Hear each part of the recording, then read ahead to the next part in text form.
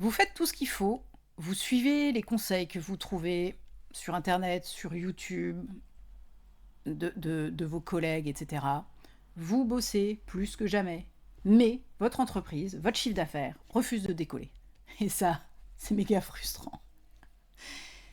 Mais peut-être, en fait, que comme de nombreuses entreprises que je suis, vous ne voyez peut-être pas ce qui bloque vraiment. Donc aujourd'hui, ce que je voulais faire avec vous, c'est vous donner les 3 principales raisons que je vois chez mes clients et pour lesquelles leur entreprise est coincée, et surtout les actions à faire tout de suite, là, après cette vidéo, pour vous en sortir. Donc la raison numéro 1, et celle-là, elle est tellement courante que c'est très possible que votre entreprise en fasse les frais aussi. Vos efforts marketing ne sont pas structurés.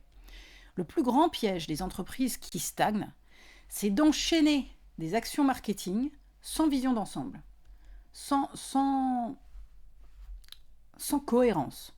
Donc aujourd'hui, vous allez tester LinkedIn, un petit post. Demain, vous allez balancer une campagne pub Facebook. Après-demain, vous allez envoyer une newsletter avec, je sais pas, un code promo, je sais pas quoi. Mais il n'y a pas de structure ou de plan clair qui régit tout ça.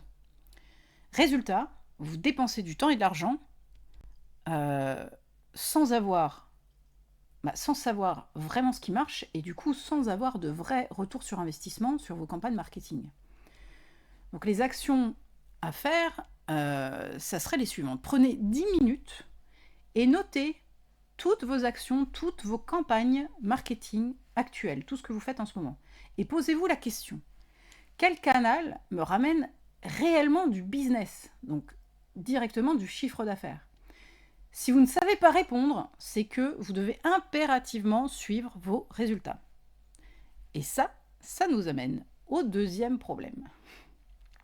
Vous attirez des prospects, mais ils ne deviennent pas clients. Beaucoup d'entreprises pensent que leur problème vient du manque de visibilité, du manque de trafic entrant, du manque d'attraction. Mais en réalité, c'est pas tellement le nombre de visiteurs qui compte, c'est le nombre de visiteurs qui achètent. Vous pouvez attirer 10 000 personnes sur votre site ou sur votre page de vente. S'il n'y a personne qui achète, c'est inutile.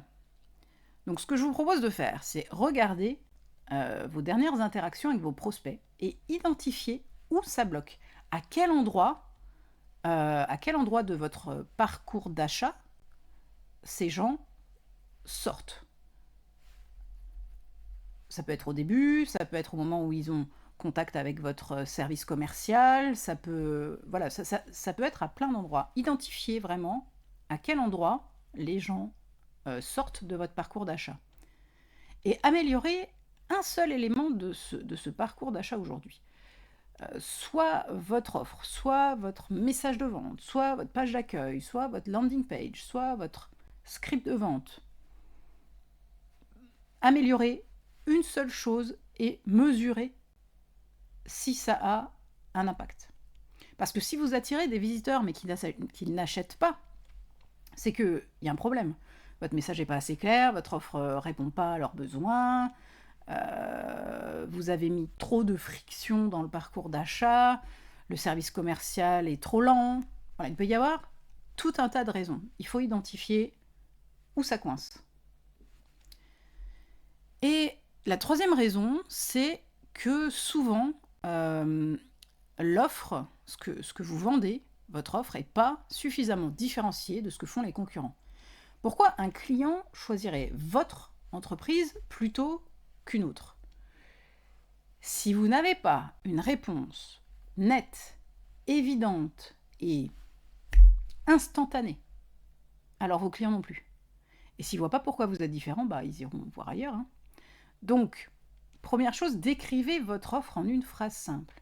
Est-ce que cette phrase est claire? Est-ce que ce que vous proposez est unique et différent de vos concurrents?